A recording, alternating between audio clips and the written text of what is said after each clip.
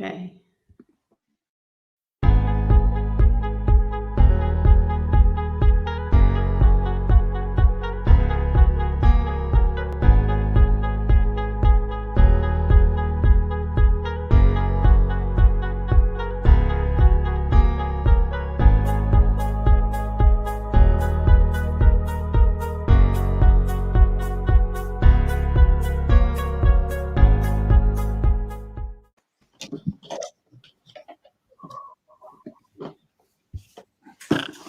Hello, everybody. Welcome to Kojicon. Let me put myself on here like this. I'll start like this to start. So welcome, everybody. My name is Jen Rothman. I'm the director of the Yellow Farmhouse Education Center, which is a nonprofit in southeastern Connecticut. Our mission is to connect people to each other and to where their food comes from through food and farm-based education. And for Kojicon, we are serving as sort of a host and a platform to bring everybody together and to connect each other around this really exciting topic. So it's my pleasure to bring in Jeremy and Rich, who are the co-hosts of Kojicon 2021. Let me bring them in now. Hello there. Hey, everybody. Hi. Welcome. So here we are after all this conversation about Kojicon 2021 and getting this going. It's actually happening. And we have folks joining us right now on this stream from Portugal, from the UK, from the Netherlands, Ireland, and from, I think registration is well over 500 people and from all over the world. Welcome. Amazing. Yes. So great to see so much interest. We're excited to share with you. So Jeremy and Rich, I wanted you guys to just quickly introduce yourselves. I think most people or many people probably have read your book or know of you through your work, but maybe you can just introduce yourself and tell us a little bit about how you came to learning about Koji. Who's going first? Do I have to pick on one of you? Hi, I'm Jeremy Umansky.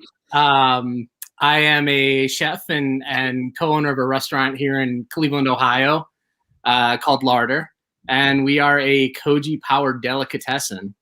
I first fell in love with Koji in about 2014. Someone had asked me to make miso. I'd been fermenting and making charcuterie and cheeses and all sorts of preserved foods for many years at that point, and figured, yeah, I could easily make some miso. I thought I would just ferment some beans with salt, and little did I know I needed this amazing organism. And that was the beginning of a wild love affair.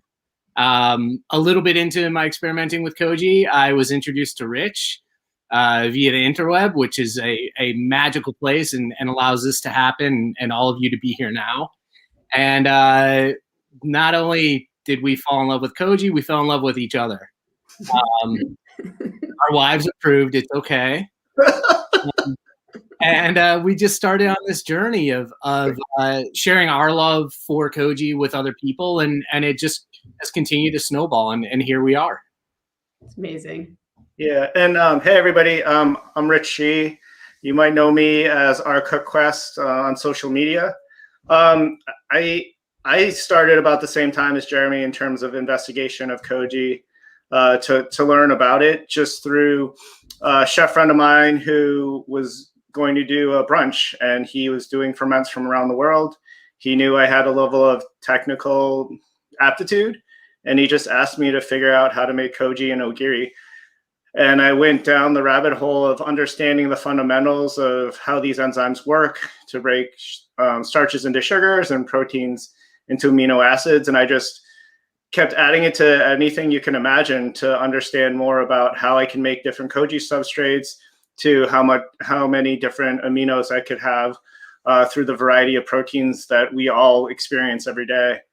So I don't know, it's just been this wild ride of constantly sharing what I'm working on and seeing what everybody else is working on, and just exchanging these ideas and thoughts about exactly what each person is doing. I think that's the beauty of all of this, is that we've become this really beautiful community of people who just takes an idea and shares it at whatever level you're at, such that people can engage and help you, or you can help others. And that's the core context of what we're doing here, is just to bring more people into the fold, because we feel that the extent of what Koji can do for cuisine and for feeding people is as expansive as salt in any cuisine, whether it be through preserving or just making things more tasty or more, more nutritionally available. This is the powerhouse that'll move you way beyond the single dimension of what salt tastes like. This will just blow your mind in terms of adding it to anything you can imagine. And that's what we want to open this up for you. Well said.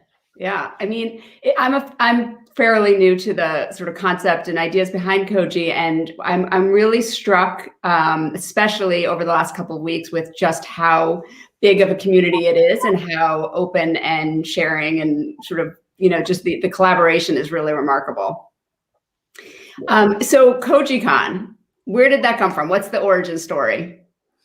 The origin story was pretty much, we wanted to get people together to teach this, and in a sort of forum that was different from just, having isolated events, bring together experts from around the world, or anybody who's interested, to be able to share what they've been working on. It's this sort of extension of what we've been doing online, and the trouble was, I had this idea sort of a couple years ago that we wanted to do this, but, it was a matter of getting the right people together, the right place, and then resources. But the biggest problem was recently the pandemic. So that sort of put the ice on it. So, and then, in talking to James and yourself and understanding what you guys could do and what you have already been doing in your programs, it made sense for us to make that connection and make this happen. And a lot, I don't know if people really know the magnitude of what happens behind the scenes, but it's a lot of work. And Jen here has put in a lot of her time and her team, and it's been impressive. I mean, there's no way we could have put this on in such a wonderful way without your help. So thank you so much, Jen. And it's super appreciated. And we're going to be able to put on an awesome program because you do all the stuff behind the scenes that nobody sees. But it's so much work. Well, it's really been such an honor and a privilege. It's been really fun. Well, and to continue on too, we hope that in the future, as the constriction of the pandemic kind of loosens on us, that one day in the future we're all going to be able to meet each other and sharing this wonderful experience at Yellow Farmhouse in Connecticut. Yeah. So that's one of the goals. We're so excited to be working with you, Jen, and the Yellow Farmhouse team. The work you guys have put into this is incredible. And as the conference goes on, everybody, you're going to reap the benefits of that. So that's fantastic. So, one of the other things that we really wanted to showcase was what everybody else is doing with Koji. There are so many fantastic culinarians the world over who are using this through their own specific cultural lens and plugging into the food that they deem is good and delicious and wonderful. And we wanted to be able to have a place where everybody, granted this is over 2 weeks, but at the same time could have a shared voice and a shared experience with that. So we really look forward to everything that everybody's going to share, everything that Yellow Farmhouse has done for this, and everything that all the attendees and everybody else that's a part of this is going to bring to the table. It's going to be a really fantastic time. So thank you, everyone. Yeah, and I'm watching the comments come in, and just where everybody is from and the enthusiasm is so fun. And it's interesting because you talk about us all getting together, and I think through this pandemic, as many people have done, I keep looking for these bright spots and for the moments where opportunities arise. And I don't know that we would have met together in this magnitude or with this many people from so many different places in the world. And so whatever we do going forward, I hope that we continue to be able to welcome people from all over. And the idea that, we talk about in our mission at the Yellow Farmhouse is to connect people. And that idea of connection has taken on a whole new meaning this year. And so this is, to me, being able to do that through Koji has been really amazing because it's a perfect community to be working with. Okay, so today we wanted to go through some of the logistics so that this recording can be referred back to in case anybody has any questions. And so first I wanted to thank our sponsors, because we have a lot of people who have really helped support this idea and help make it happen. And so I'm going to put up a screen to share that, and I think everybody can still hear us. We have some amazing sponsors, including Certified Angus Beef. Jeremy, do you want to mention just a little bit about their restaurant challenge? Yeah, so for those that don't know, Certified Angus Beef is a conglomerate of beef farmers and chefs and just wonderful people who are raising delicious Angus beef the world over, for that matter. It's a product that I've been using for years and absolutely love, the stuff that's raised here in Ohio. They do a lot to work with chefs and restaurants, myself included, and they've launched something called Restaurant Challenge. So #Restaurant Challenge. If you go someplace, your favorite local restaurant, and that's what this is focused on, go ahead, post a picture of your experience there, tag the restaurant, and use the #Restaurant Challenge. And Certified Angus Beef is going to be doing a few things. This is working as a promotion to support local independent restaurants, but also as a way of saying thanks to everybody. Certified Angus Beef will be picking people at random to give them $100 gift cards, which is great. Support your local restaurant and get something in return.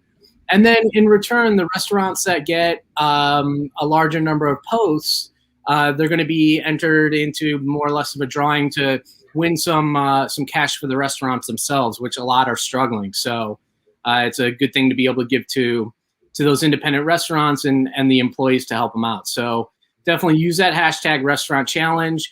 Get food from your favorite local restaurant. And huge thanks to Certified Angus Beef for helping us be here today and helping to support and promote local restaurants. Excellent. And then Chelsea Green Publishing is our community sponsor. They have 35% off of all of their food and drink books, and they have a landing page on their website for books that are related to fermentation. So I've just posted the website there.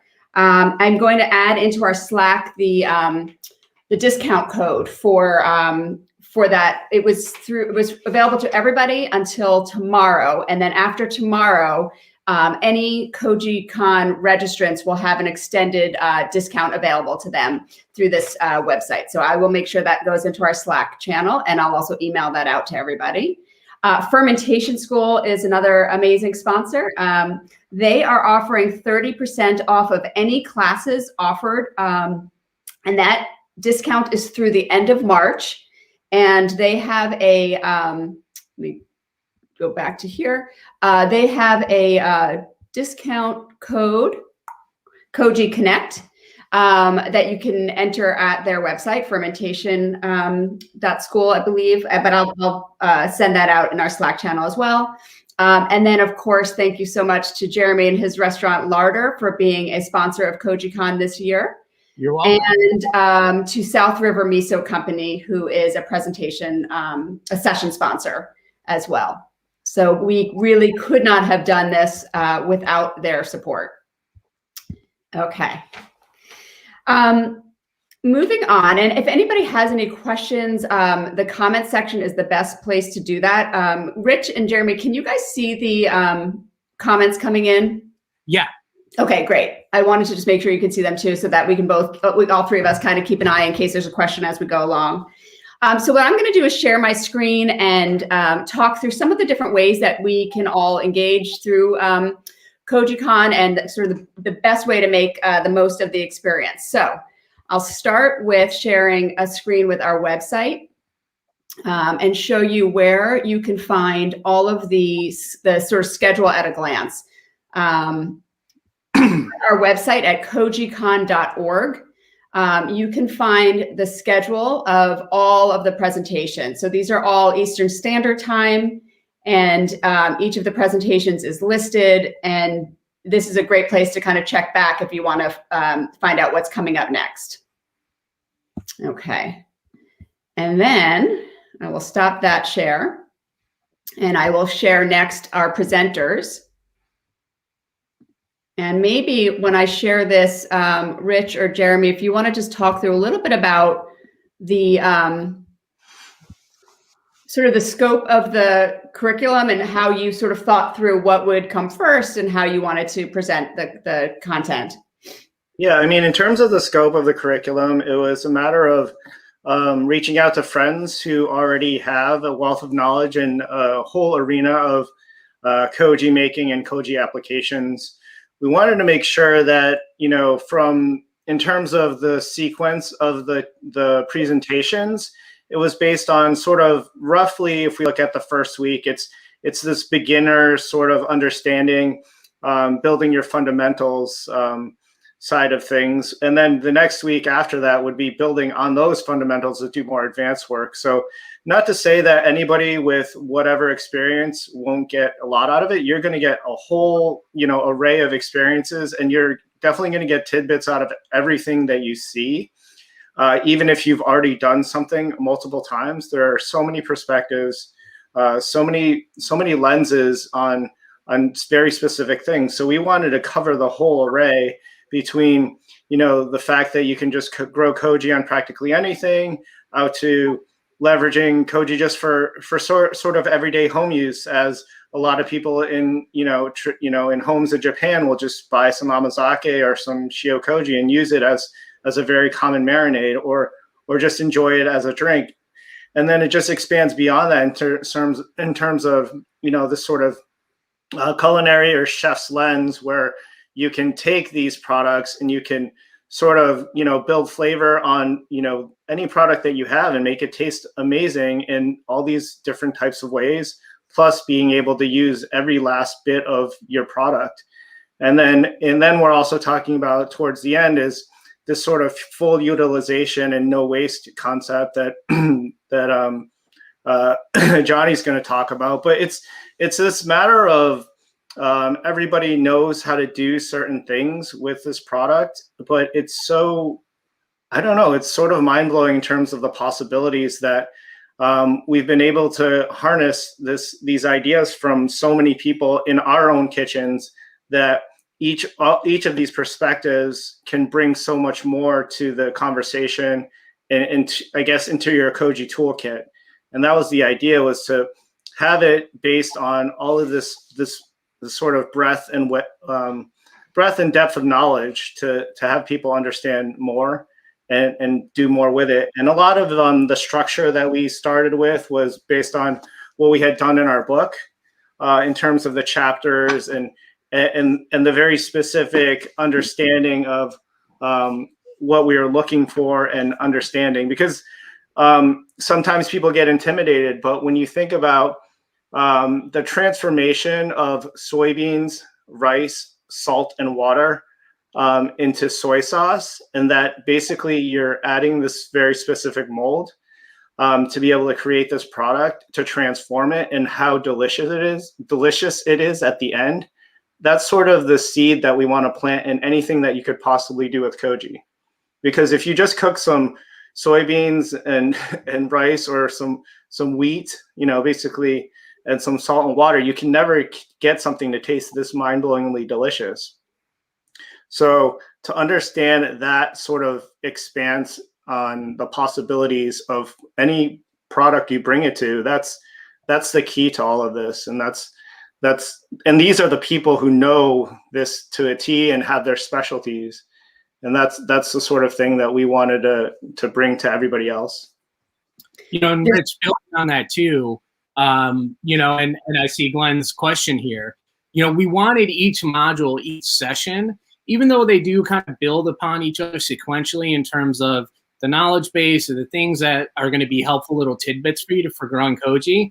If your sole interest is just brewing and you want to make alcohol and you just want to see what John Hutt is doing, or, you know, the awesome folks at Empirical, you know, you don't have to watch every session.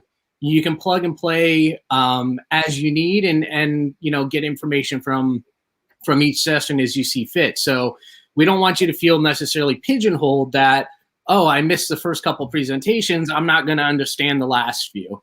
That's not the case at all. Everything and every presenter is working on just sharing their love with Koji and making it so that you can have that same love and have the same working that they do. As with anything, things take time, they take practice, so those things that you're going to need to work on, as we all have. But any of the individual sessions, they'll be great for you to go in and out of just as you see fit. So don't worry if you are a brand new beginner and literally just heard about this yesterday, or if you're someone who's been working with it for 10 years. You're both ends of the spectrum are going to get just as much value out of any of the sessions that there are. Absolutely. And we've talked to the presenters in terms of the the variety of people who would attend and the different levels. So they understand that they want to be able to deliver some basic knowledge as well as advanced knowledge such that everybody can get something out of it. And obviously, if you do have any questions, feel free to post on the Slack, or any of the presenters are happy to answer questions through social media or any vehicle that you can get in touch with them. The intent is to build this community such that you can start conversations with people and learn from each other. So don't be afraid to just ask any of us for more information, or if you don't know something specific or don't know who to talk to, just ask, and we're here to help you. Excellent. And so on that note, I'm going to share my screen to show everybody the email and just kind of remind folks about how to access the content. So Rich talked about the Slack workstation, and if anybody is new to Slack, there's a video in the email. There's a link to a video that kind of gives a basic overview. I made this note about turning off notifications if you don't want to get emails, because it's already a super active community, which is amazing. And then the links that are included in this email are links to be able to watch live. But these same links are going to be available to you until the end of May 2021, which means that even as Jeremy was talking about this idea that you might watch something and it may seem too advanced at one point, well, in a couple of weeks, it may be time to come back to that video and rewatch it because now you understand it in a different way. And so these links in the email that was sent to you will be live or active for you until the end of May. You don't have to feel like you have to watch everything during these next 2 weeks, although the conversation will flow on Slack and between presenters over the course of the 2 weeks. So it's kind of fun to be watching them live. But if you miss one or if something doesn't seem of interest now, know that you can come back to it at another time. With that said, Jen, too, the Slack workspace is going to be so instrumental because we all are in our individual homes this year for this. So being able to interact with each other, make friends through Koji and the community that it builds, this is going to be great because you're going to find somebody in the community that maybe has an answer that wasn't specifically addressed or didn't have time to get to a question in one of the sessions or that sort of thing. So, definitely immerse yourself in the Slack community. It's going to be a really, really wonderful and powerful tool for this whole experience. Yeah. And Rich, there was a question about your Instagram handle. Yeah, people already answered it anyway. I'm going to put it out now. It's Our Cook Quest, and my name's not on it just because I haven't changed it in so long. But it's John Doe on there, just as like a silly pseudonym. I always need to ask you what the meaning is behind that. Yeah, I mean, it was just a matter of the key behind it was I just wanted people to focus on the content and not who I am or who I was. It's always been sort of important to me that the ideas and what people are sharing are more important than the individual. So that's always been my MO anyway. And at the beginning, it was just a matter of, hey, it made sense. And I prefer just people not necessarily needing to know who I am, because it's my enthusiasm with food and all the culinary adventures that I want people to focus on, and not necessarily like, you know, who is Richie? Like, who cares who Richie is? Right? We all do. Jeremy, can you remind me what your Instagram handle is as well? Yeah, it's at TM Gastronaut. GASTR. Is that self-appointed, like the mighty gastronaut, or is that somebody's nickname for you? No, that was given to me by a good friend of mine from culinary school. His name's Jorge Fernandez. He's down in San Antonio now. He was the executive chef at Mini Bar for Jose Andres, and yeah, that's all. Awesome.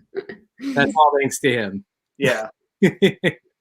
Okay, so that shows where the links are. I don't think it didn't seem like anybody had any questions about that.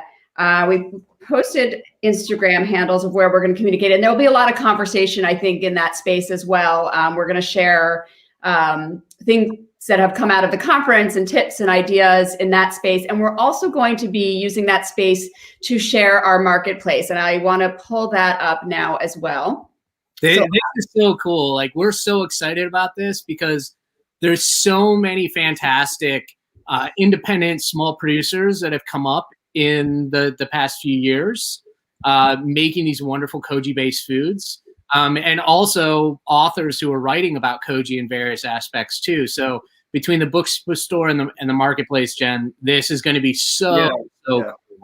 Yeah, Absolutely. and I pulled up the book space a little bit quicker, but yeah, I mean, you're right. It seems like there's some really amazing makers and artisans, and we're so pleased to be able to feature them on our marketplace here. And so on our website, you'll have links to each of their websites and a little bit of a description about what they're doing in this space. And then throughout the 2 weeks, we'll be sharing more information on our Instagram handle at koji.con. Yeah, and these are folks we know personally and have, you know, experienced their products, or they've actually been to our workshops. So they're good friends with us, and we've always enjoyed being friendly with them and sharing with them. So it's like sort of this all-encompassing community. I mean, everybody's doing so many things, and each person has a focus, and these people are awesome. So you definitely need to check them out. Yeah. They're going to definitely recommend any disposable income you have. Definitely shower it on them. I actually say that, like, all of them make fantastic things. We've all personally worked with all of their products and highly recommend them. And they're just amazing people doing amazing things with Koji. So it's a good way to be able to support them. Absolutely. And we've also shared on our website some of the books that our presenters have. Get that one up here. I think I'm going to do this again. I'm going to put the wrong one up. Nope, I got the right one. Okay. So we have some of our of the books of course, Koji Alchemy and Sanders, his books that he's put out, the amazing books that Meredith has written, and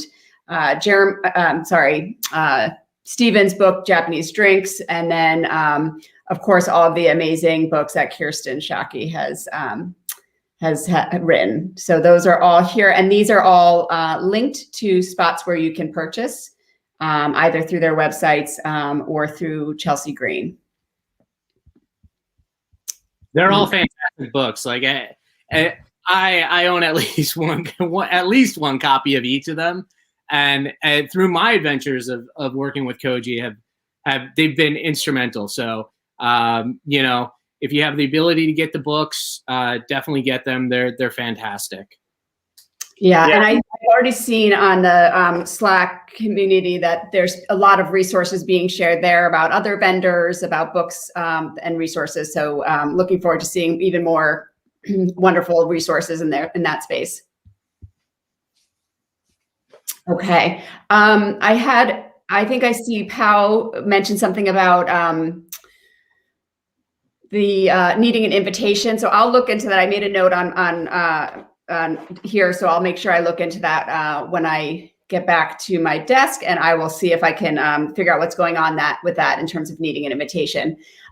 So questions. If people have questions during the conference, certainly we can communicate in Slack, but I did want to put up an email address, info@yellowfarmhouse.org. This is the email that you're receiving all of the emails in terms of supplies and resources.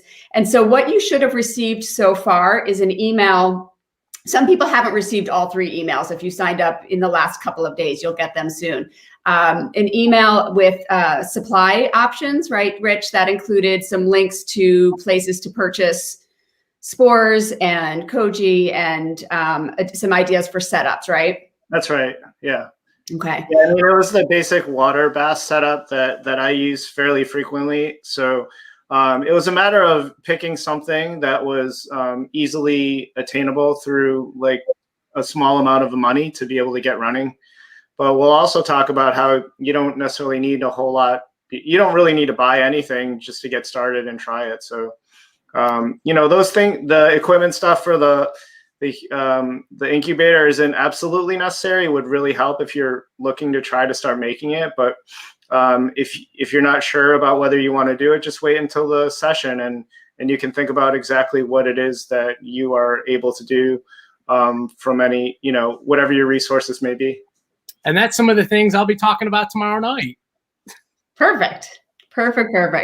And then, so any other questions, please don't hesitate to email info@yellowfarmhouse.org. Moving on to Slack, let me share that just to share in case anybody is less familiar. It was a new tool for me in the last year.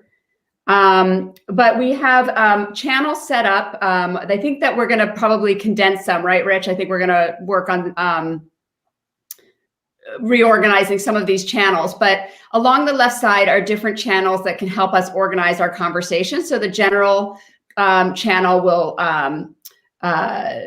be a great spot to just have sort of general conversations. I'll be checking that specifically for questions. You can also direct message me if you have any specific questions about the logistics or anybody else who's presenting, if you want to ask them a specific question, or check in at any of the other channels that we have listed, and you can follow the thread of conversations there. Some great pictures posted already. Yeah, it's pretty sweet. People are already getting in there and getting going. It's awesome. It's great to see that. And so that should work just from the link that was sent. But again, if anybody's having questions logging on, let us know. Okay, the last thing about logistics that I wanted to mention is that we are scheduling, in addition to these live streamed presentations, which again, you can join live. And as you've all figured out, you can post in the chat section if you have questions during the sessions. We are scheduling some Zoom Q&A sessions with some of the presenters, and that schedule is still being finalized, but I would say on late Monday or Tuesday, we will send out an email to all registrants with links to sign up for those. So those will be limited audiences. I think we're going to try to limit each one to about 20 people. And this is your chance to ask specific questions of specific presenters. I think of it sort of as like office hours, and just a chance to kind of have conversation with people directly. So we'll see how that registration goes. If we need to set up more, we'll set up more. But that schedule will be posted Monday night or sometime on Tuesday. Cool. I think I've gone through everything on my list of all the things I wanted to mention in terms of how to engage, how to communicate, how to log on. Does anybody out there have any questions?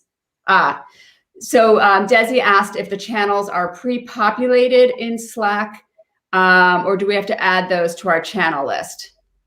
I'm hoping somebody in our community can help me, because I'm not a Slack expert. I have made it so that everybody is automatically invited to that list. I think I've done that, but I have to kind of go through and make sure, because I did have to change the settings.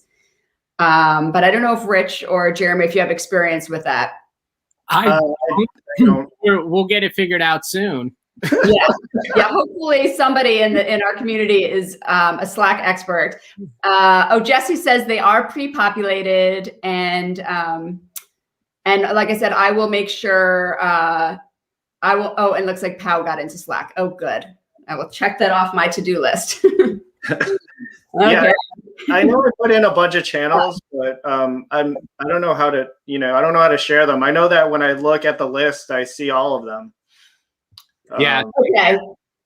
And Brandon said he will DM us if we need help. That would be great. Yeah, I'm going to go ahead and make sure that all of the channels are open to everybody. And and Corlin asks, how quickly will the presentations be posted? They're ready to view later as we speak. So they're being recorded to a YouTube channel, which means that the links, even if you show up halfway through, you can start the link from the very beginning of the session. They're immediately available to you to watch later. Nice. Yeah. That's awesome. Yes. That's super convenient. Super convenient. I think that's why you chose that, right? Maybe. It might be. There was a question about signing up for the Q&A sessions, the Zoom sessions. So those emails are coming out as we're scheduling those sessions, and you'll be able to sign up. And as we said, they're going to be, just because of the logistics of getting to so many questions and that sort of thing, they're going to be smaller group breakout sessions. Should you not be able to get into one, based on your time zone or this sort of thing, let us know, because we can always see what kind of Koji magic we can pull and get something else up there for you. So, just be in communication with us if you either get locked out or a time zone doesn't work. We're happy to see what we can do to accommodate those things. Yeah, absolutely. Absolutely. So this is, as we all know, this is the first time we're doing this. So if there are things that we can be, we can be pretty nimble in terms of bringing more Q&A sessions or additional ideas. So there was a question about the Q&As, if they would be viewable outside of the participants. I wasn't planning on recording those, which isn't to say we can't do that. So let me think about that and figure out how best to accommodate that. At the very least, Aaron, I think what we could do is at least note the questions and maybe start posting some of the information in the Slack channel that was talked about during the Q&As. You guys, there's a oops. Oh, please record those sessions. Okay. Gotcha. All right. The people have spoken. Got it. I'm making a note. They're very polite. I love this. Yeah. Well, people know to send you care packages of chocolate for these favors. Oh yeah, Bonnie's. Yes, one of the questions is about the legality of releasing Zoom sessions. So I do want to just double check that, but she's giving us some advice that it should be okay as long as we say that we're recording it. So I will find out more about that and figure out the best way to get that content to everybody who's not able to join or who doesn't necessarily want to join. There was a specific question from Marlene about koji spores and barley miso koji that's been in the fridge. Still good? Yeah. In our experience, as long as they stay dry, it should be totally fine. Just try the normal ratio, see how it goes after a couple of days, and if you don't see any growth, then you know that they aren't doing well. But I would think that they'd be totally fine. Yeah, I mean, I forgot about a package of spores I got from Koichi Higuchi at Higuchi Matsuno Soken Shoten, who you'll hear a wonderful session with towards the end of the conference. I forgot about it for like 6 months in a drawer. It was still in its Tetra Pak, and opened it up, dispersed it in some flour, and then used it for the next few months in the freezer. Koichi consistently emails me and says, "Hey, I feel your spores are old," and I'm like, "They're still working great." Yeah, and also if you think about fungi in general and their aptitude for survival, spores are really bulletproof in terms of being able to hang out in all sorts of environments until it's ready to go. So literally just last week, there was an announcement that in some of the thawing permafrost up in Siberia, that some fungal spores were found that were over 100,000 years old, and they got them to grow hyphae. So you're going to be cool if you forget about it a little bit. It's nuts. It's nuts. Yeah. They'll be around long after we are.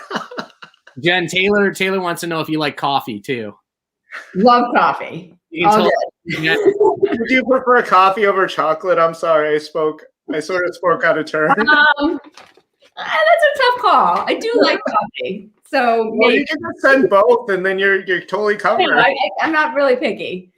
Okay, John had a question about how long are the sessions, and I think almost all of them are an hour, except for a few. I think, and what I'll do is I'll post on the website how long they're meant to be. So I think the only ones I remember being longer than an hour is the Shio Koji, with Nico and James. And Stephen Lyman's session on Japanese 90 minutes. Yeah, so those should be 90 minutes. That would be the longest, is 90 minutes. And if I don't keep track of time, I might be over. We'll keep you to 60 minutes. We'll keep track of time for you. Okay. Would koji spores work on chickpeas or lentils? Yes. Yes. Here's how you got to think about it. Think about it as varieties of tomatoes. Would you make a batch of tomato sauce from little cherry tomatoes, or would you use like a low moisture paste tomato? You could do both, and they're going to be good. They're both going to work. But one, that paste tomato with lower moisture in it and more flesh to it is better suited for making a really thick sauce. So it's about any of the kojis will work across the board for any of the various techniques and applications that you're going to see throughout the conference. But people may refer to specific ones for specific reasons, such as the ratio of enzymes they produce, better suited to different tasks, or maybe the accompaniment of citric acid production and adding tang to something. So all that is kind of going to be discussed in different sessions, and all that information is out there, and you'll be able to engage with it. Yeah, and the other thing to consider also is the variation in sort of the size of your media. With lack of a better term, is the way that you can think about it in some contexts to be able to have efficient growth, and how you control the moisture and control the cook of what you're putting it on. So those are things that I will specifically be talking about in my session. That'll help you in terms of being able to do that. And it's all based on things that were done, thousands of years ago. So it's not anything that's new. Great. I think some of the other questions that are brought up, specific questions about rice and growing koji, that's all going to be covered probably in a lot of the early sessions. Don't you think, Rich? Absolutely. So both Jeremy and I will be covering, sort of koji, basic koji making, but I believe Sandor is also going to touch upon it in the latter session, his latter session. So. Cool. And there was a question about the second week, right? So I only sent out the links for week 1, just to make sure that, I want to make sure that nothing changed in terms of our schedule for week 2. And so I wanted to give us a little bit of time and make sure that those were completely set before sending out the week 2 links. So you haven't received any of the links for week 2 yet. We'll send those out at the end of this week. Probably Friday or Saturday, we'll send another email, and those will have all of the links for the second week of Kojicon. But if you'd like to see what's coming up, you can go to kojicon.org/schedule, and all of the sessions for week 1 and week 2 are all listed there. So you can see what's coming up, but you'll receive the links towards the end of this week. Okay.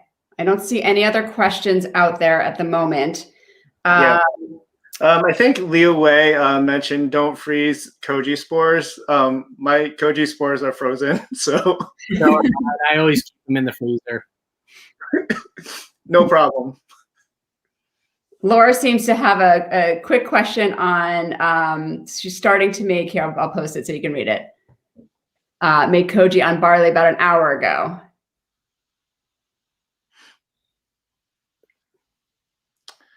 I say drop your temp. Barley, Yeah. you want more protease action. Right. So try like, I don't 30. know. Somewhere around 30 C. What do you normally do? Yeah, I mean, I was even going to say like 27, 28 C. Okay. Yeah. Last year, heavier protease hit. Yeah. Your humidity looks good. Yeah. It's And then at like sort of once it gets a little bit later in the process, after the 48-hour mark, if you see some level of heating, maybe closer to 36, you can also cut your heat just to sort of make sure that you don't try to assuage any sort of possible sporulation, or you could mix a little bit more often in between. And if it does spore, it's okay. You can still use it. And you'll sessions. Yeah, absolutely. It comes down to ultimately what you're going to make with it, and you weren't specific about that. So, yeah, if it's a miso or a soy sauce or amino sauce, amino paste, you're good to go. If it sporulates. Good. All right. Well, if there's not any more questions, I think we'll sign off for now. We're back again. The three of us are back next Sunday at 4 for sort of a midway check-in to review everything that happened on week 1, to talk through any of the logistics that have changed for week 2, and to give an introduction to those sessions. So, if anybody has any questions, that's another way that we can engage again, is to touch base again next Sunday at 4 p.m. Eastern time. Yeah, and we'll also be seeing each other at noon tomorrow. Yes. Yeah. Yes. Right. That's right. We're going to see a lot of each other, aren't we? Yeah, absolutely. Good. Okay. One last question before we go. What's the difference between amino sauce and soy sauce? There isn't. Soy is just an amino sauce.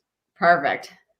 Say that one more time. Soy is just. A soy sauce is a type of an amino sauce. Soy sauce is a type of amino sauce. Perfect. Just like we could use the same technique and methodology, but use beef as the base. We could use wonderful certified Angus beef as the base with koji instead of soy, and we still have an amino sauce. So all of these soy sauce, garums, all these different things are types of amino sauces. Gotcha. And then Laura said that the question about the temperature and the humidity was to make miso. Okay. Yeah. So if it does sporulate a little bit, you'll be totally fine, especially if it's a longer term miso. All right. I think that is it. Koji on, everybody. Codify everything. Okay. Ask any other questions that you have in our in the Slack. If there's logistical questions, info@yellowfarmhouse.org. And otherwise, we'll see you in the sessions tomorrow. Thank you. Bye, everyone. Bye.